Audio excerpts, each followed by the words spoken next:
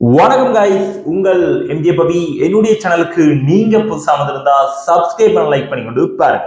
இப்போ நாங்கள் வீடியோக்குள்ள போவோம். என்ன சம்பந்தமான வீடியோ உங்க எல்லாருக்குமே தெரியும். த ஆசிஸோட 3வது டேக்கான ரிவ்யூ. முதல் நாளில் ஆஸ்திரேலியா டீம் மிகவும் சட்டப்படியான ஒரு பேட்டிங்கை கொடுத்திருந்தாங்க. பேந்து 3வது நாளையும் மிகச்சிறந்த ஒரு துடுப்பாட்டம் தான் சொல்லணும். பந்து வீச்சாளர்கள் அனைவருமே துடுப்பாட்ட வீரர்களாக மாறினார்கள் என்றுதான் சொல்லணும். 511 ரன் இன்றைக்கு ஆஸ்திரேலியா டீம் அடிச்சிருக்காங்க. 177 ரன் செகண்ட் இன்னிங்ஸுக்கான லீட் ரன்னா இங்கிலாந்துக்கு கொடுத்திருக்காங்க. முடிஞ்சா அந்த 177 ரன் அடிச்சுட்டு அதுக்கு பேருந்து இந்த ரன்னா பதிவு செய்யன்றத மாதிரி தான் இன்றைக்கு ஆஸ்திரேலியா டீம் இருந்திருந்தாங்க. குறிப்பா நம்மளுடைய மிச்சல் ஸ்டார்க் மிகவும் சிறந்த ஒரு துடுப்பாட்டத்தை ஆடி இருந்தார். 77 ஓட்டங்கள், 141 பந்துகளில் 13 பவுண்டர். பந்து வீச்சாளர்கள் அனைவருமே துடுப்பாட்ட வீரர்களாக ஆகியிருந்தார்கள் தான் சொல்லணும். போலாண்ட் 21 ஓட்டங்கள், 72 பந்துகளில் 3 பவுண்டரி.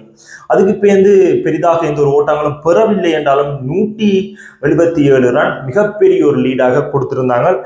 இதெல்லாத்தையும் தாண்டி வந்துருவாங்க என்றுதான் எங்களோட நோக்கமாக இருந்தது. ஏன்னா ரூட் இருக்கார், ஹரி ப்ரூக் இருக்கார், பென் ஸ்டோக் இருக்கார் என்றுதான் நாங்கள் நெச்சொண்டு இருந்தோம். ஆனால் 134 ஓட்டங்களுக்கு 6 இலக்குகள்.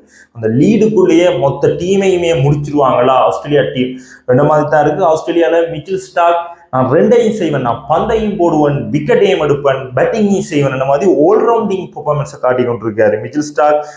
இப்ப கிறிஸ்ல இருக்கிறார்கள் ஒன்று பென் ஸ்டோக், அடுத்த வில் ஜாக்ஸ். இவங்க என்ன செய்வாங்க, இல்லாட்டி ஓரளவு டிஃபென்ஸ் பண்ணி இந்த ரன்னை 511 ரன் மட்டும் கொண்டு போவாங்களா என்றது ஒரு கேள்விக்குறி.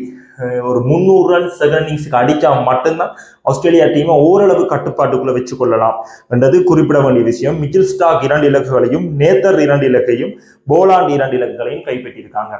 இந்த போட்டி ஆஸ்திரேலியாவோட கைக்குள்ளதான் இருக்கு. இந்த 2வது போட்டியை ஆஸ்திரேலியா அடிப்பாங்கன்றது சுவரா தெரிஞ்சு போச்சு. 100% ஆஸ்திரேலியா டீம் பக்கம் போயிட்டு இந்த 2வது போட்டி. சரி, 4வது டேல ஆஸ்திரேலியா வின் பண்ணுவாங்கன்றது எல்லாருக்கும் தெரியும். ஆனா 4வது டேல உங்களுக்கு அவர் ரிவ்யூட வருவான். உங்களை எம்ஜே பவி. மறக்காதீங்க, சப்ஸ்கிரைப் அண்ட் லைக் கைஸ்.